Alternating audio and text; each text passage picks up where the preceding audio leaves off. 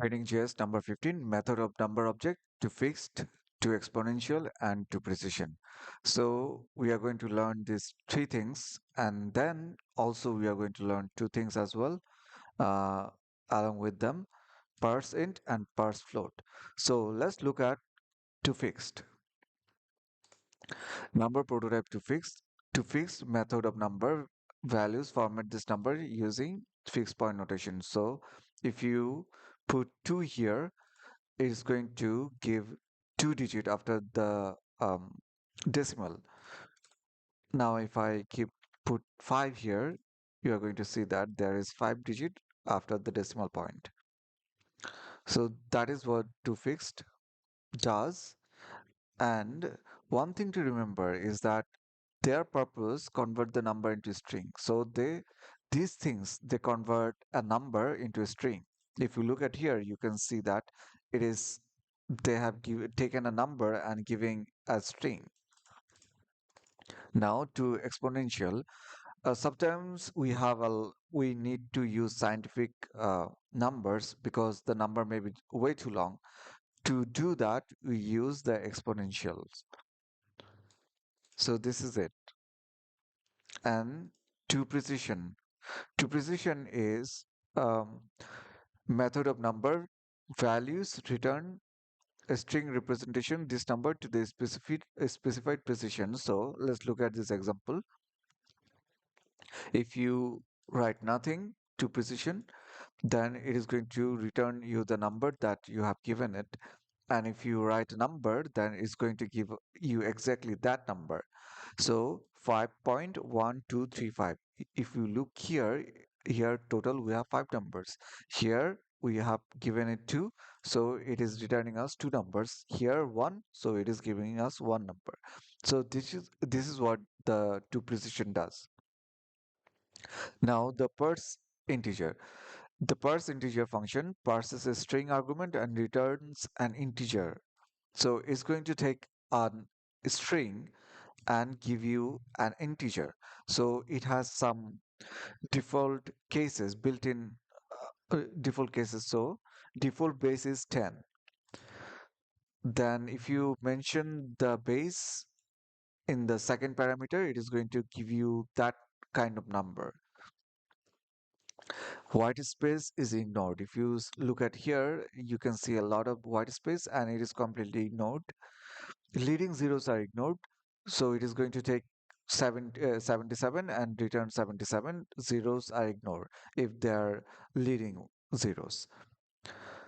Decimal part is truncated. So 1.9 is it is going to give you 1. Then lowercase hexadecimal lowercase. Uh, if you put hexadecimal lowercase, then it is going to give you only the hexadecimal numbers, and uppercase one are going to add 0x in front of the uh, decimal numbers, hexadecimal numbers. And if there is no number, then it is going to give you an AN. Now, parse float. The parse float function parses a string argument and returns a floating point number. So it is going to take a string and it is going to give you a number. So here it is going to give you a number as well.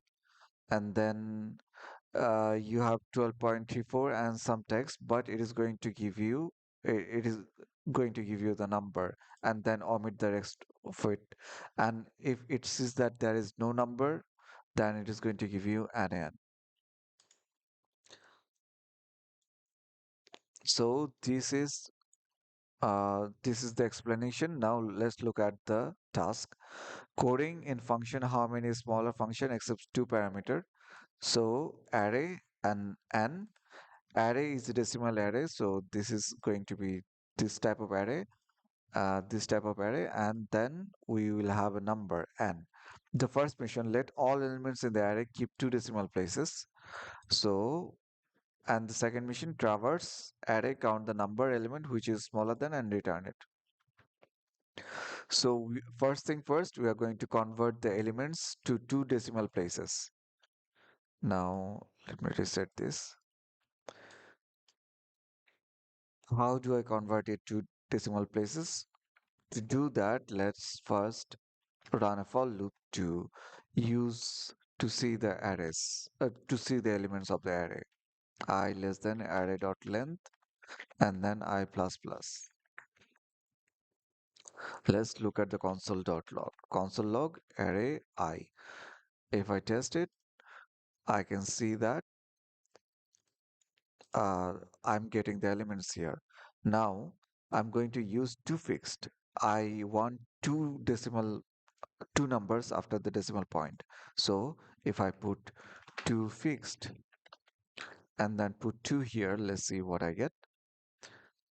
I get the number after the decimal point, I get two numbers. So I'm going to let element, I'm going to take it into an element. And now what does it say? Traverse array count the number of elements which is smaller than and return it. So I have to count the number which is greater than n. So less counter is going to be 0. Every time our number is greater than n, count the number element which is smaller than n. Every time our number is smaller than n, we are going to increase the count. So we have taken the element. Now we are going to use a conditional statement. If element is less than n, then you increase the counter. And after that, after traversing everything, you return me the counter. Everything passed. Now I'm going to submit it.